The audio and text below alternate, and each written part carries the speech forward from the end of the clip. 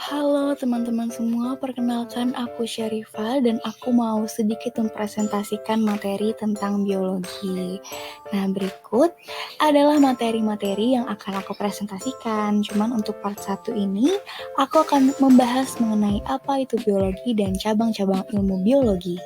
Nah, apa sih biologi itu? Nah, biologi itu berasal dari bahasa Yunani, dari kata bios yang berarti kehidupan dan logos yang berarti ilmu, sehingga dapat dikatakan bahwa biologi itu merupakan ilmu yang mempelajari kehidupan atau tentang makhluk hidup. Kemudian kita masuk ke cabang-cabang ilmu biologi. Cabang-cabangnya banyak banget loh. Salah satunya adalah agronomi, yaitu yang mempelajari tanaman budidaya, anatomi, ilmu yang mempelajari struktur dalam tubuh makhluk hidup. Kalau astrobiologi itu mempelajari asal-usul, evolusi, penyebaran, dan masa depan kehidupan di alam semesta. Kalau bakteriologi berarti mempelajari kehidupan bakteri. Bioteknologi mempelajari penerapan biologi untuk menghasilkan produk. Biofisika mempelajari proses biologi melalui metode dalam ilmu fisika. Kalau biokimia mempelajari reaksi kimia. Botani mempelajari tumbuhan. Briologi berarti bio mempelajari tentang lumut. Ekologi mempelajari tentang hubungan timbal balik antara makhluk hidup dengan lingkungannya. Embriologi tentang perkembangan embrio. Entomologi tentang serangga. Enzimologi tentang enzim. Evolusi mempelajari tentang perubahan struktur tubuh makhluk hidup secara perlahan dalam jangka panjang. Epidemiologi mempelajari tentang pola distribusi penyakit. Kalau genetika tentang hukum-hukum pewarisan sifat. Fikologi tentang alga atau ganggang, dan fisiologi tentang faal atau fungsi kerja tubuh. Kemudian ada fisioterapi tentang pengobatan terhadap penderita yang mengalami kelumpuhan atau gangguan otot. Genetika dari kata gen, yaitu tentang pewarisan sifat. Histologi tentang jaringan tubuh tumbuhan dan hewan. Hematologi tentang darah. Imunologi tentang imun. Iktiologi tentang ikan. Kardiologi tentang jantung dan pembuluh darah. Mikrobiologi tentang mikroorganisme. Morfologi tentang bentuk atau ciri luar organisme. Neurologi tentang penyimpangan pada sistem saraf. Nematologi tentang nematoda. Neurofisika tentang sistem saraf dalam tingkat molekul. Organologi organ. Onkologi kanker. Ornitologi burung. Osteologi tulang. Patologi penyakit. Paleontologi fosil. Paleobotani tumbuhan masa lampau. Paleozoologi hewan purba. Parasitologi tentang parasit, dan protozoologi tentang protozoa.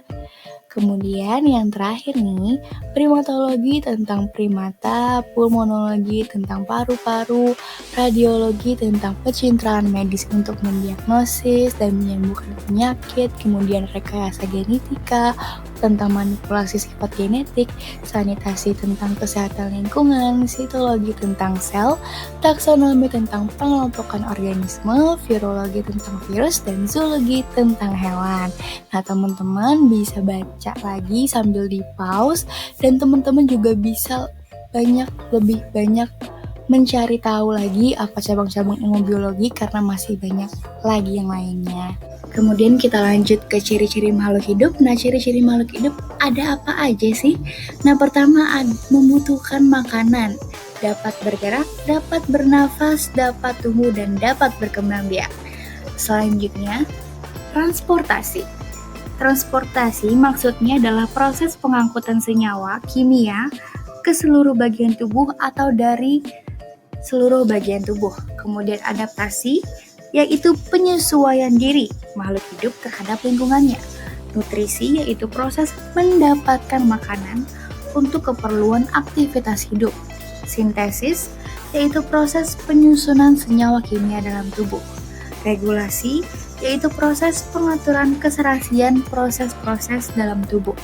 Iritabilitas, yaitu kemampuan organisme untuk menerima dan merespon rangsang.